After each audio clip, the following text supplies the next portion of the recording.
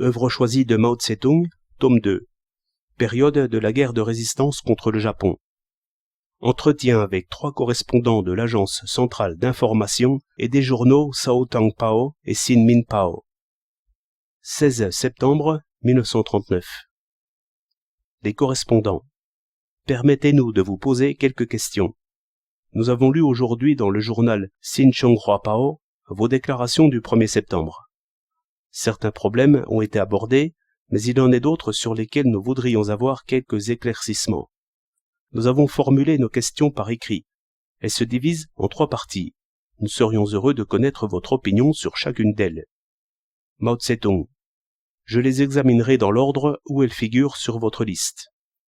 Vous demandez si la guerre de résistance en est déjà arrivée à l'étape de stabilisation. Je pense que oui, en un certain sens. En ce sens qu'il existe une nouvelle situation internationale, que les difficultés du Japon vont croissant et que la Chine se refuse catégoriquement à un compromis. Mais je n'exclus pas pourtant la possibilité que l'ennemi entreprenne encore des campagnes offensives relativement importantes. Il peut attaquer, par exemple, Pakoi, Changsha et même Xi'an. Tant que nous disons que la grande offensive stratégique de l'ennemi et notre retraite stratégique ont, dans un certain sens, pratiquement cessé, cela ne signifie nullement que toute possibilité d'offensive et de retraite soit écartée. La nouvelle étape, c'est en fait la préparation de la contre-offensive, et cette notion englobe tout.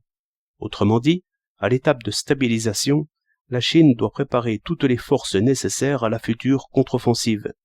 Préparer la contre-offensive ne signifie pas la déclencher immédiatement. Il est impossible de la déclencher avant que la situation soit mûre. D'autant plus qu'il s'agit en l'occurrence d'une contre-offensive stratégique et non d'une contre-offensive de caractère opérationnel.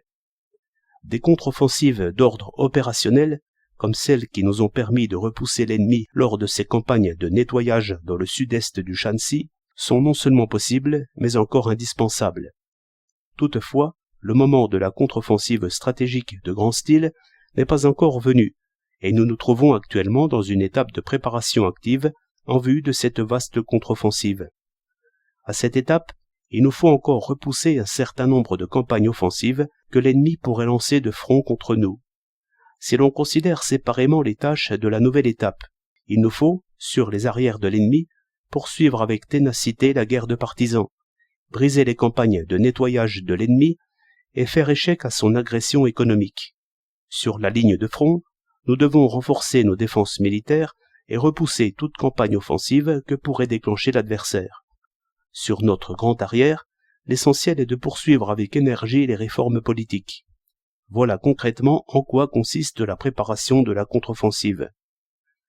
Si les réformes politiques à l'intérieur du pays sont d'une importance exceptionnelle, c'est qu'à l'heure actuelle, l'ennemi mène surtout une offensive politique, ce qui nous oblige à renforcer tout particulièrement la résistance politique. En d'autres termes, il faut résoudre au plus tôt la question de la démocratie, car c'est la seule manière de renforcer notre résistance politique et de préparer nos forces militaires. Dans la guerre de résistance, la Chine doit compter essentiellement sur ses propres forces. Nous avons déjà préconisé ce principe dans le passé, mais il acquiert une importance encore plus grande dans la nouvelle conjoncture internationale. Or, l'essentiel dans ce principe, c'est la démocratie. Question. Vous venez de dire que la démocratie est essentielle pour remporter la victoire dans la guerre de résistance en comptant sur nos propres forces. Comment un tel régime peut-il être instauré dans les conditions actuelles? Réponse. Le docteur Sun Yat-sen avait envisagé 3 périodes, celle du pouvoir militaire, de la tutelle politique et du régime constitutionnel. Mais dans sa déclaration sur mon départ pour le Nord, publiée peu avant sa mort, il ne mentionnait plus ces 3 périodes. Il parlait de la nécessité de convoquer sans délai une assemblée nationale en Chine. On voit que le docteur Sun Yat-sen lui-même avait, il y a longtemps déjà, modifié sa position à la lumière des conditions nouvelles. Dans la situation critique où nous sommes aujourd'hui, alors que se poursuit la guerre de résistance, il nous faut convoquer au plus vite une assemblée nationale et instaurer un régime démocratique afin d'épargner à la Chine le sort tragique de l'asservissement et de chasser l'ennemi hors de notre pays. On entend à ce sujet les opinions les plus diverses. Certains disent « Le peuple est ignorant et on ne peut instaurer un régime démocratique. Cette affirmation est fausse. Le peuple a fait des progrès très rapides dans la résistance, et si, par surcroît, il est bien dirigé et qu'on dispose d'une ligne politique adéquate, l'introduction d'un régime démocratique sera certainement possible. En Chine du Nord, par exemple, la démocratie a déjà été instaurée. Les chefs d'arrondissement, de canton, de Pao et de Kia y sont pour la plupart élus par le peuple. Il en est de même pour certains chefs de district. On a élu à ce poste des éléments progressistes et des jeunes pleins de promesses.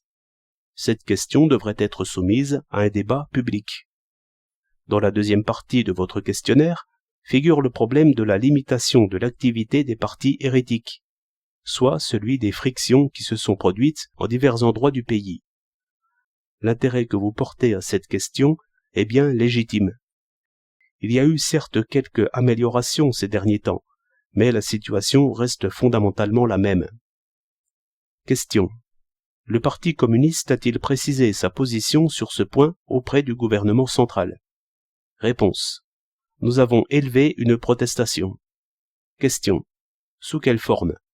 Réponse.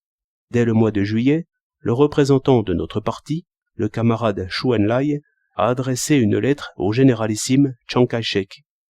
À leur tour, les représentants des différents milieux de Yunnan ont adressé le 1er août des télégrammes au généralissime et au gouvernement national, exigeant la suppression des mesures pour la limitation de l'activité des partis hérétiques, qui avaient été secrètement mises en vigueur et qui constituent une source de friction en divers endroits. Question. Le gouvernement central a-t-il répondu? Réponse. Non. Mais on dit que même au sein du Kuomintang, il y a des gens qui n'approuvent pas ces mesures. Comme chacun sait, une armée qui participe à la lutte commune contre le Japon est une armée amie et non une armée hérétique. De même, un parti politique qui participe à cette lutte commune est un parti ami et non un parti hérétique. De nombreux partis et groupements politiques prennent part à la guerre de résistance. Leur force peut être différente, mais ils luttent tous pour la même cause. Il est donc tout naturel qu'ils s'unissent et qu'ils se gardent de jamais limiter mutuellement leur activité. Quel est le parti hérétique? Le parti des traîtres, dirigé par Won Tsing-wei, valet des Japonais, est un parti hérétique, car il n'a politiquement rien de commun avec les partis anti-japonais, et c'est l'activité d'un tel parti qu'il faut limiter. Sur le plan politique, le Kuomintang et le Parti communiste ont un point commun, la résistance à l'agression japonaise. Aussi, à l'heure actuelle, ce qui importe, c'est de concentrer toutes les forces du pays pour lutter et se défendre contre le Japon et contre Won Tsing-wei, et non contre le Parti communiste. On ne peut formuler les mots d'ordre que sur cette base.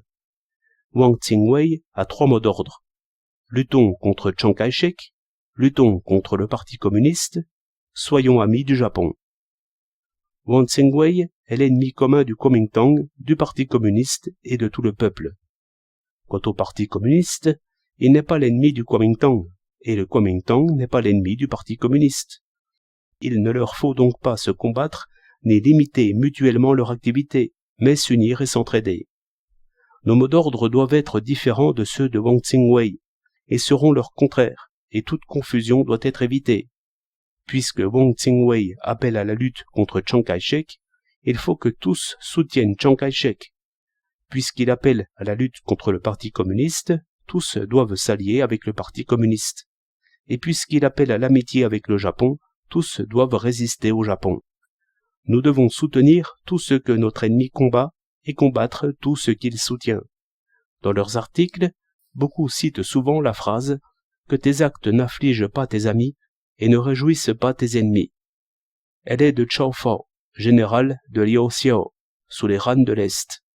Dans une lettre à Peng Chong, préfet de Yuyang, il écrivait « Dans toutes tes entreprises, ne fais rien qui puisse affliger tes amis et réjouir tes ennemis. » Chao Fao exprime là un principe politique clair et net que nous ne devons jamais oublier.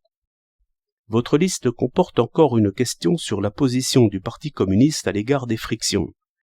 Je peux vous dire franchement que nous sommes absolument opposés à toutes ces frictions entre partis politiques anti-japonais, car elles ne peuvent que les affaiblir. Toutefois, si quelqu'un use d'arbitraire à notre égard, s'il essaie de nous malmener ou s'il recourt à la répression, le Parti communiste aura à adopter une position des plus fermes, à savoir, nous n'attaquerons pas à moins d'être attaqués, mais si nous sommes attaqués, nous contre-attaquerons. Nous nous en tenons strictement à la légitime défense, et aucun communiste n'est autorisé à transgresser ce principe. Question. Comment se présente la question des frictions en Chine du Nord? Réponse. Là-bas, Zhang Yinhuo et Qin Qizhong sont passés maîtres dans l'art de provoquer des frictions. Zhang Yinhuo, dans le Hopei, et Qin Qizhong, dans le Shantung, se conduisent comme des individus sans foi ni loi. Leur comportement ne diffère guère de celui des traîtres à la nation.